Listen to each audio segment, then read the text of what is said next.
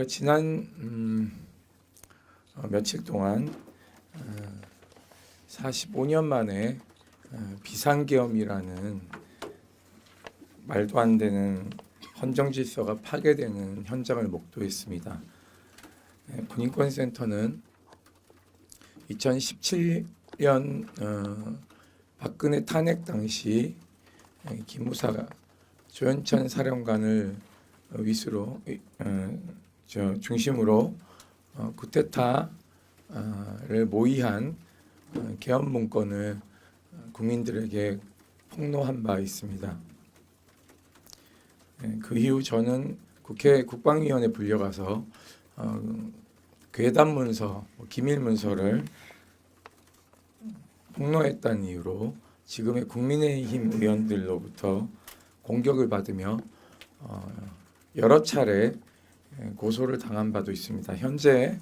현재도 그 국민의힘이 집권을 하자마자 국기문란 행위로 저희들이 공표한 계엄 문건에 대해서 대검의 한기호 의원 등이 고소한 바 있습니다.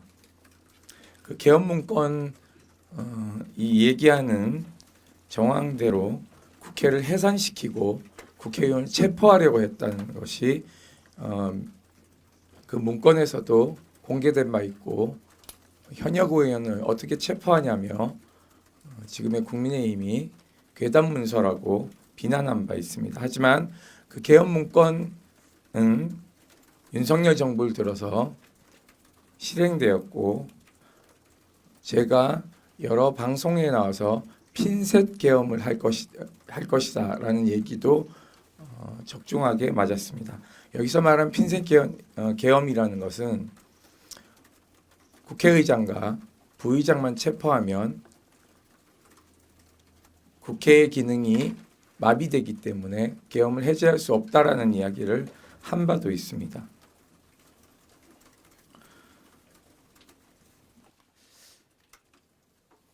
기자회견문 읽으면서 자세한 또 얘기를 해보도록 하겠습니다. 2차 비상계엄 의심 정황을 군인권센터가 어제 밤늦게 포착했습니다.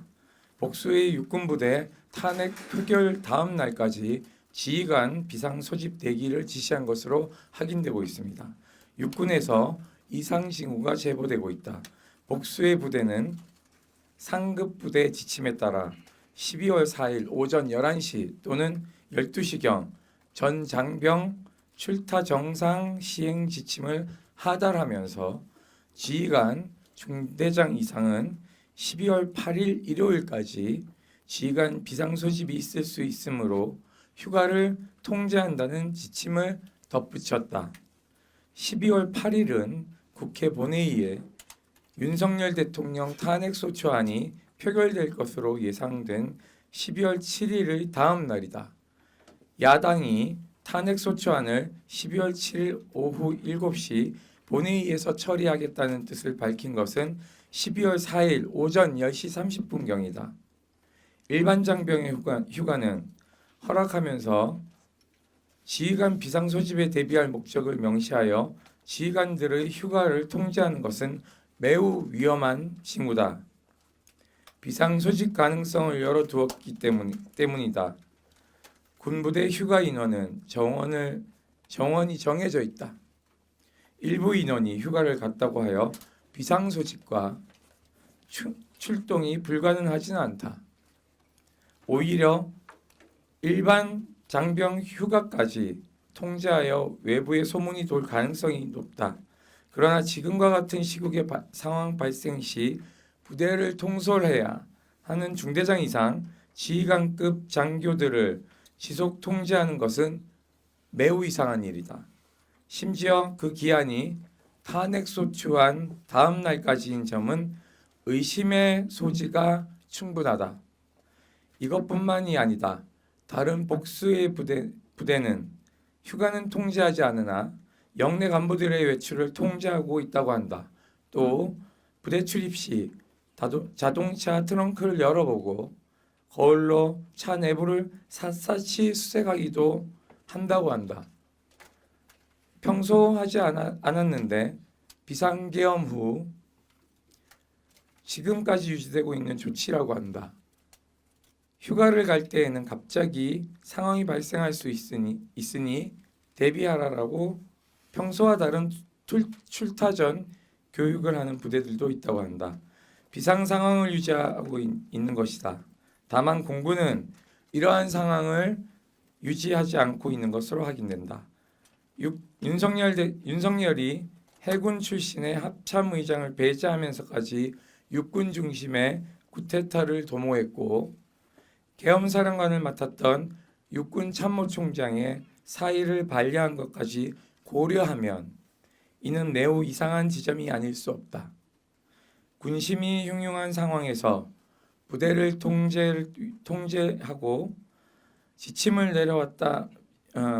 부대 통제를 위해 지침이 내려왔다면 정군의 동일한 지침이 하달되는 것이 타당한데 육군에서만 이와 같은 징후가 감지되는 것은 더더욱 문제라고 생각한다.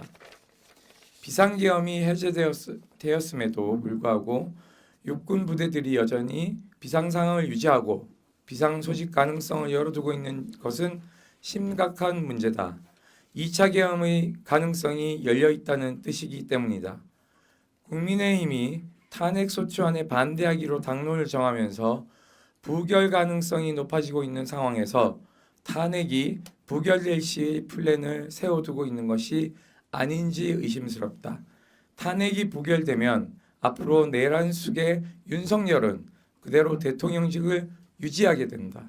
그의 반격이 시작될 것은 자명하다. 국민의 지지와 별개로 윤석열은 향후 전국 운영을 위해 더 위험하고 더 큰 도박을 감행할 것이다. 이 계엄이 실패했다고 해서 계엄 선포 사실이 희화화되거나 윤석열을 가능성 없는 무리수를 둔 바보로 치부해서는 안 된다.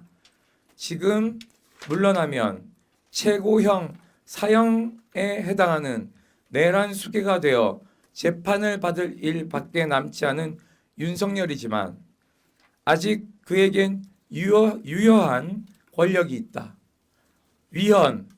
위법한 계엄을 선포해서 권력을 이어갈 수 있는 정치적 지지 기반을 갖추게 된다면 계엄은 윤석열에게 언제나 유효한 수단이 된다. 지금은 안심하거나 자축하기엔 이른 시기다. 언제 어느 때고 2차 계엄을 선포할 수 있다. 12월 7일 내란범 탄핵소추안 통과는 어쩌면 우리 민주주의가 받아든 마지막 기회일지도 모른다. 비상한 각오로 탄핵소추안을 통과시켜야 한다. 계엄이 언제나 쓸 수 있는 선택지인 세상에선 누구도 안전하게 살 수 없다. 육군에도 호소한다. 국군은 국민의 군대다.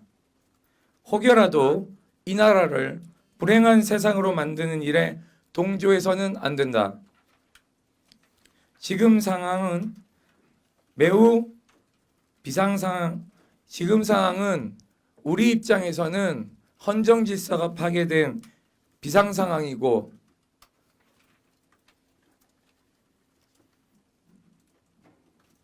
윤석열 입장에서는 감옥을 가야 하는 비상 상황이다.